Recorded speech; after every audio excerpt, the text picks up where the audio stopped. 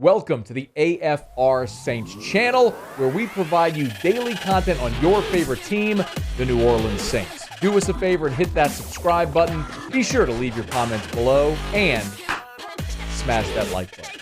Who dat? The gigantic story in the NFL today involves the New Orleans Saints and the Philadelphia Eagles.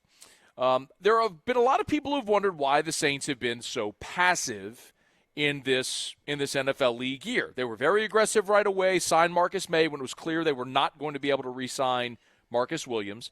Obviously, they lost Teron Armstead to Miami as well. And save a couple of smaller type moves, the Saints really haven't been very active. Now, I'm okay with that. This is largely what we see the Saints do. They're very active right from jump. They have their big ticket item, and then they wait for the market to settle, and then they start making moves in that second wave of free agency. So I don't think their tact this year is really that dissimilar from anything they've done in past years. I think maybe because we've had some higher level conversations about Deshaun Watson, Tyrann Mathieu, possibly drafting a quarterback. I think there's been a bit more angst because they've been close or seemingly in conversations about higher-level deals. Well, that changed today. The Saints and the Eagles have pulled off a draft trade that involves multiple first-round picks. So here's how it looks. The Saints have acquired two of the Eagles' first-round picks this year. Now, they are sending a pretty handsome penny to Philadelphia for the right to pick twice in round one this year. So here's how it breaks down. The Saints are receiving two number one picks from the Eagles, the number 16 pick and the number 19 pick. The Saints are also receiving this year's sixth-round pick from Philly. So the Saints get number 16, number 19, and number 194, a six-round pick, 2 1s and a 6.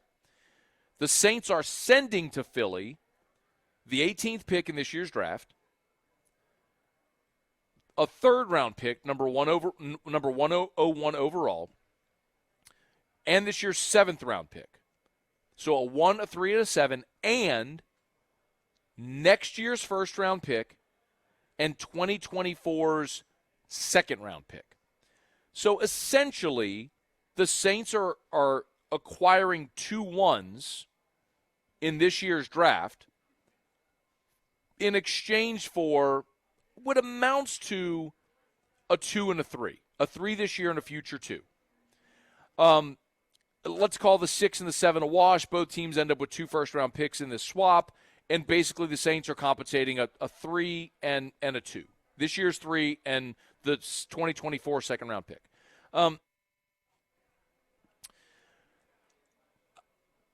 My initial thought of this is the Saints are thinking this is 2017. 2017 draft, best draft in Saints history. I think we would all agree. The only other one that would be comparable is the one where they took Ricky Jackson in the early 1981, if I'm not mistaken on the year.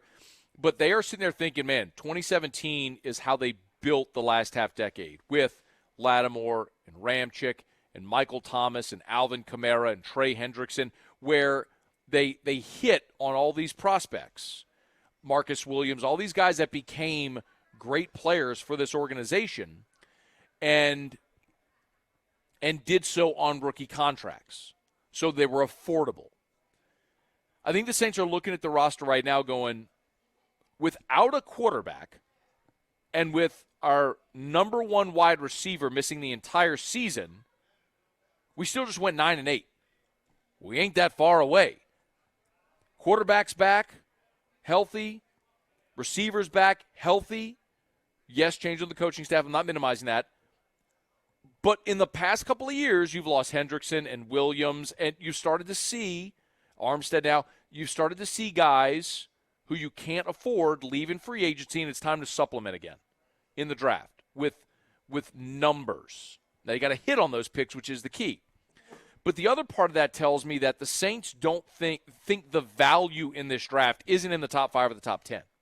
And there's some years where it's obvious that it is. When you think Joe Burrow or Trevor Lawrence or whoever that is at the top of the draft, where you go, that is the franchise-altering player that's worth giving up 6, 7 picks to go up and get that guy because I know he's my quarterback, my franchise for the next decade.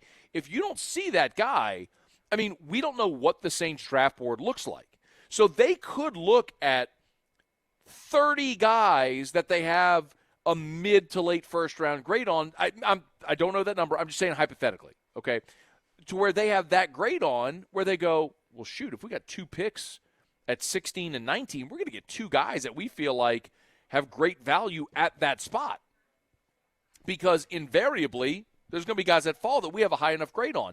And you have positions of need to where if you want to get your left tackle and a receiver or a starting safety or a cornerback, whatever, the option's going to be there at 16 and at 19. Or if you really covet a quarterback and you think that quarterback might be there, or you package 16 to 19 together to move up a few spots to get that quarterback, if they have that value on it. Those are options. But it seems like what they are doing here is restocking their roster with young, affordable talent. The Saints now have 9 picks in this year's draft. 9 picks. They've got number 16, number 19, and number 49. So 3 picks in the top 50. And then when you throw in the third-round pick, remember the one they traded was a compensatory pick. So they've got number 98 in the draft. So they got 4 picks in the top 98 of the draft. They've got 2 4s, a 5, and 2 6s. So you are stockpiled now with 9 picks, and you're in a spot potentially where you could be more aggressive if you want to go up. Remember, I keep referencing 2017, but in 2017, the Saints traded up in round 3 to take Alvin Kamara. Well, you're positioned in a spot now with picks later in the draft. If you want a package to move up a few spots to take someone you really covet, you can do that. I mean, compare, contrast. Right now, with 9 picks, a year ago you took 6 players. 2 years ago you took 4. In 2019, you only drafted 5. So it's a situation where you could be looking to stockpile the way you did in 2017 with Lattimore, Ramczyk, Williams, Kamara, Anzalone, Hendrickson, and they also had Al-Qadim Muhammad in that draft, who's still on an NFL roster. So I think it's pretty clear they see the value in this draft the way they did in that draft. Now, one massive question that needs to be answered is, where is that 2023 number 1 pick going to be? And if you're the Philadelphia Eagles, you're looking at this going, okay, the Eagles already have multiple 1s. So this year. Now they're in a situation where they have multiple 1s next year because they have the Saints number 1 pick next year, the 2023 number 1 pick.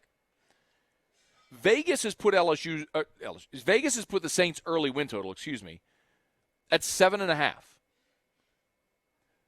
The Eagles are looking at that going 7.5. If they go under that number, this could be a top 10 pick. If the Saints with a new coach and Jameis and this newfangled thing, whatever it's going to look like, that could be a top 10 pick. That's what the Eagles are thinking, is this could be a top 10 pick. The flip side of it is the Saints are going, well, Vegas be damned. I don't think front office people are looking to Vegas, but they're looking to go, we won 9 games a year ago without our starting quarterback, without Michael Thomas, with starting more different players over the course of a season than any team in the history of the NFL. We won 9 games, but for the Rams collapsing at home in Week 18 against the Niners, we're in the playoffs. Like, the Saints front office thinking, we ain't that far away. And we are better today than we were Week 18 because you got Jameis healthy, you got Mike Thomas back. You've heard me say that already. So I think the Saints are looking at it going, we're a playoff team. That pick is going to be in the 20s anyway. Hopefully 30s. But you know what I mean? That could be a mid-upper 20s pick. So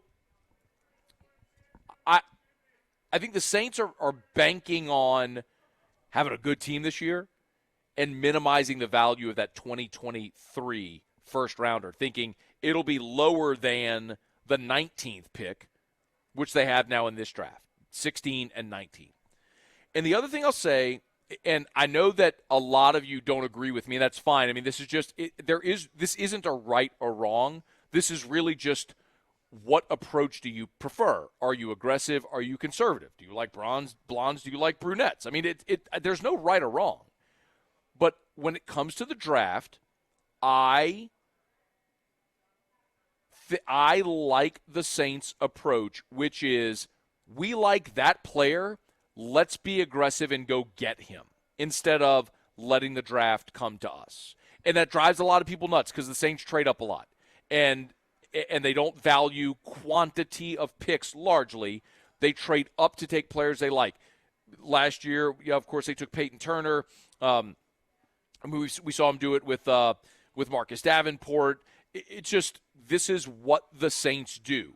They trade up in the draft. It's what they do. If there's a player they like, it's within reach. They're going to be aggressive to go get him because they say we like that guy, we like his skill set, we like his personality, how he fits our culture. We want him. Not someone like him, we want him. And so they're aggressive and go get it. And I'm good with that. I would rather you be convicted on a player and go get him than take someone that might work out. If you're minimizing the risk involved in a draft pick, at least in your own mind, I'm good with that. That's really been the Saints' approach ever since Jeff Ireland came in, and they've just had really successful drafts. I mean, you don't need me to go spit out 2014 again, do you? Brandon Cook, Stanley Jean-Baptiste, Kyrie Ford, Vinny Cincinnati, Ronald Powell, Taven Rooks. Look, I could point out 2015. They had a lot of picks in 2015.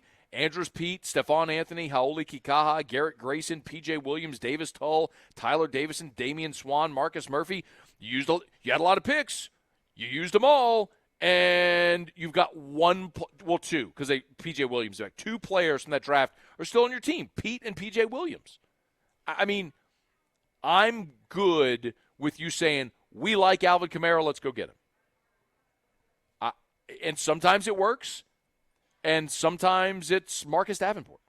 And when Marcus Davenport's been on the field, he's been great. Staying healthy has been a problem. Let's hope he does this year. Hope. But I like what they did today.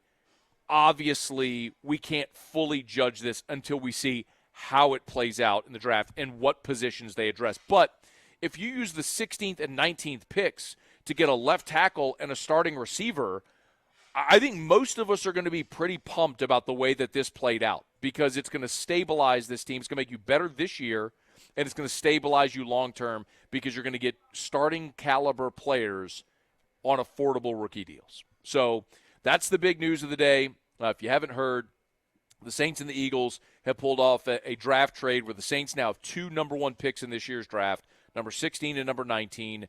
They sent this year's number 1, this year's number 3, this year's number 7, next year's 1, and the 2024 number 2 to Philly in exchange for those 3 picks, number 16, number 19, and the 6th-round pick, number 194. So the Saints have 9 picks in this year's draft. They'll pick twice in the first round and 3 times in the top 15. Now they got to go make them count. Hey, thanks so much for watching. Please leave your comments. I love to interact. And be sure to hit the red subscribe button below.